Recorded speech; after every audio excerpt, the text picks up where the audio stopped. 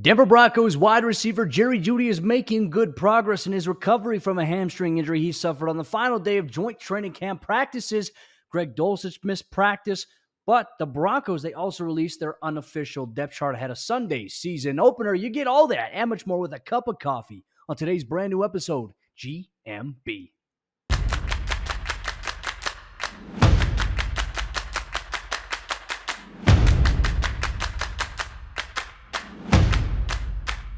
Good morning, Broncos country. Welcome into another episode of GMB. Hope you poured yourself a nice, refreshing cup of coffee, whether you like it hot, whether you like it cold. We're going to bring the heat here on today's episode of GMB, brought to you by our friends over there, Superbook Sports. Here, a lot to break down as we are gearing up for the Broncos season opener on Sunday, 2:25 p.m. Mountain Time at Empower Field at Mile High. You'll get all the coverage at milehighsports.com. I'm Cody Roark, Broncos reporter. You can get daily Broncos coverage over at milehighsports.com from myself. And also, if you're watching this show here on YouTube, do us a favor, hit that subscribe button so you never miss out on all your favorite Colorado sports teams and coverage. I cover the Broncos. We have coverage of the Rockies, the Avalanche, and the Nuggets by our beat reporters who cover them respectively. You get to hear Mile High Sports, every team, every day.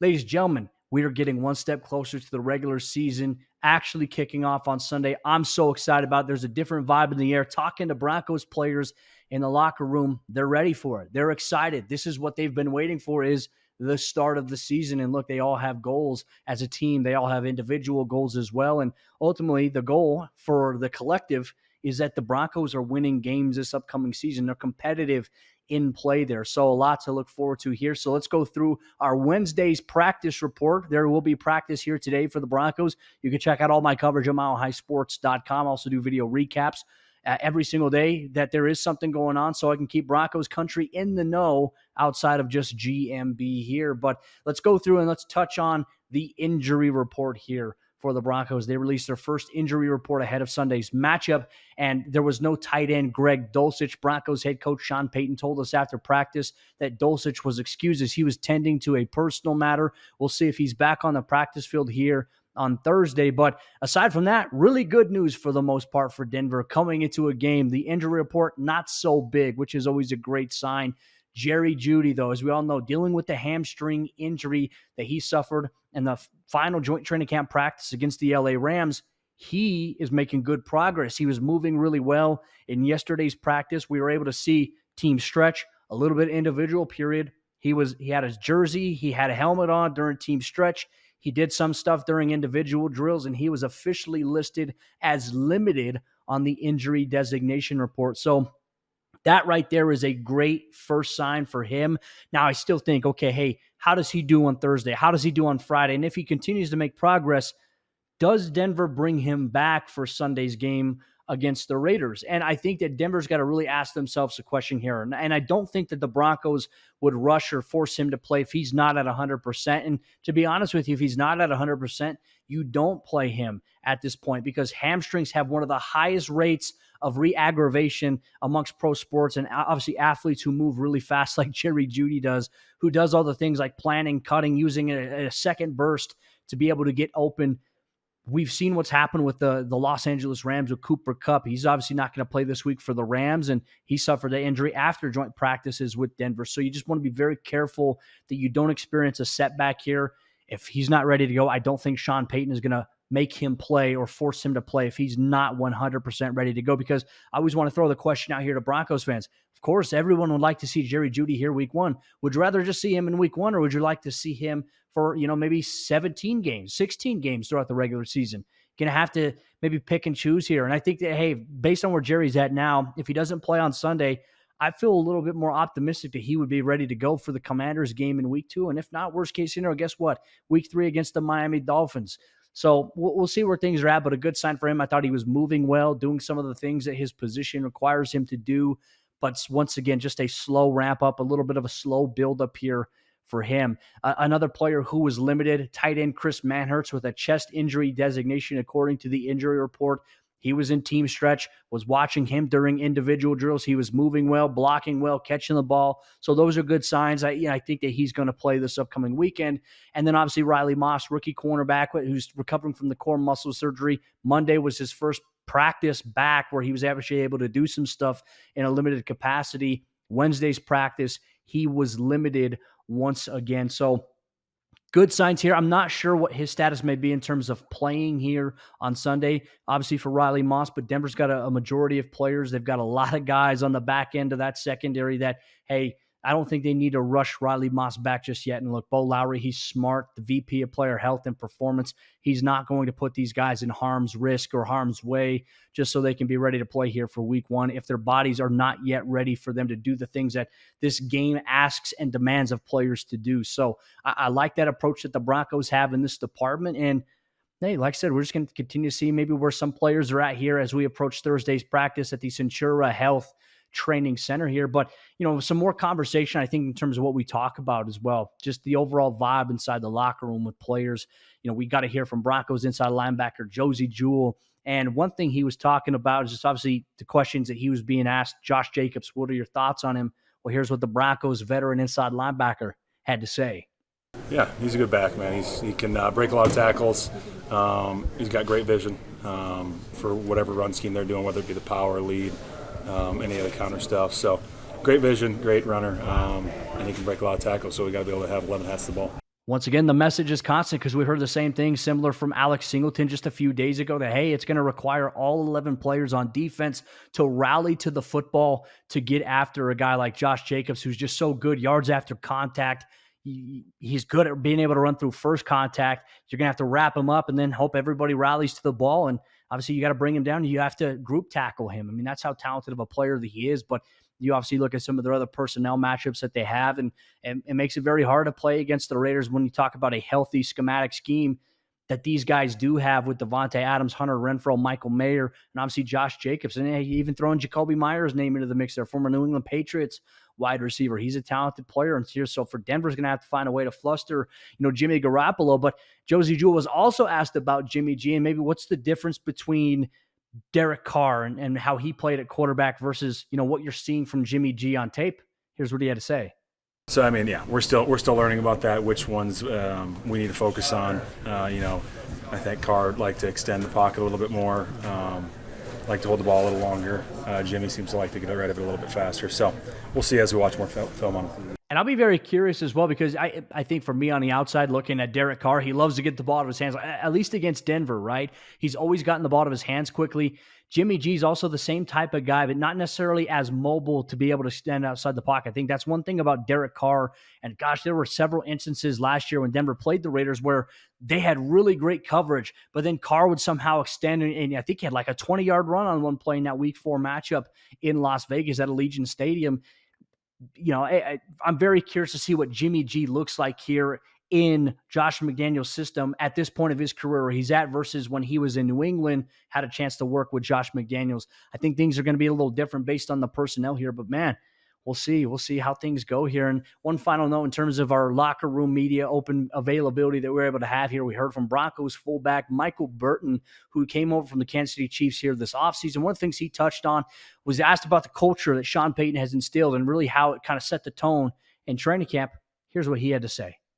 Culture's been great here, led by Coach Payton. He's bringing the right coaches, bringing the right personnel, the right players as his personnel department. So, look, it's been a great experience. Guys have been working their tail off, and guys are ready to roll. I like Michael Burton, the way he plays the game. And look, folks, I think some of the things that I see from him, he's not just a fullback who's just going to open up run lanes.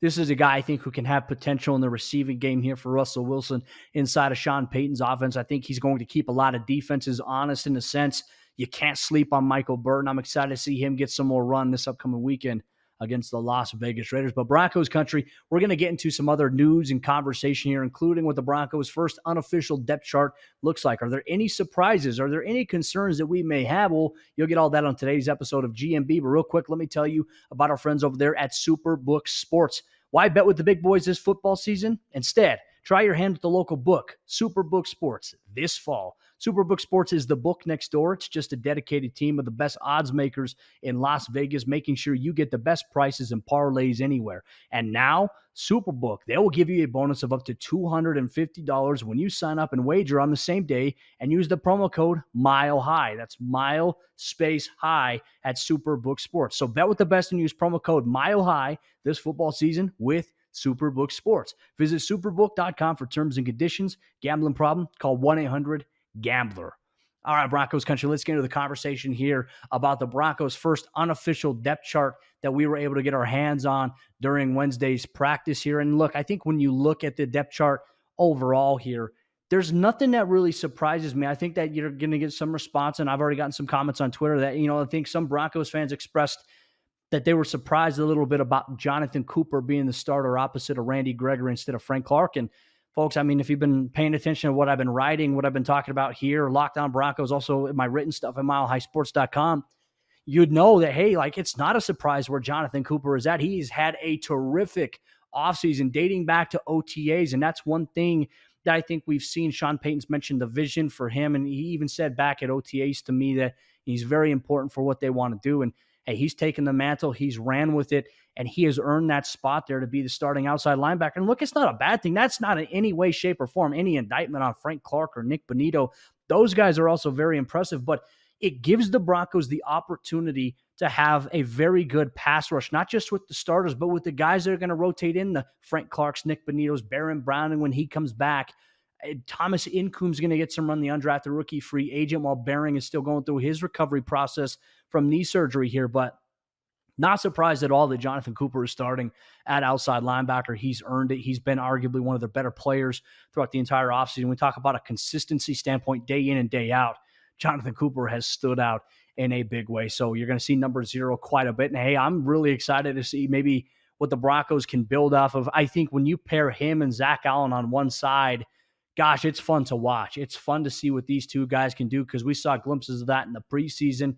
They're havoc creators, and obviously with Zach Allen, how fast he is, how big he is, I think it's going to open up a lot of one-on-one opportunities, or it's going to open up a free lane for somebody to rush the quarterback because that's just the type of attention that he's going to command there. And then, hey, Jonathan Cooper, teams are going to have to adjust very quickly. And hey, you got a healthy Randy Gregory coming off the other side here. And I can tell you this, folks, watching Randy Gregory, seeing him, he's in a good spot from a physical standpoint. Last year, look, I don't think many people realize this.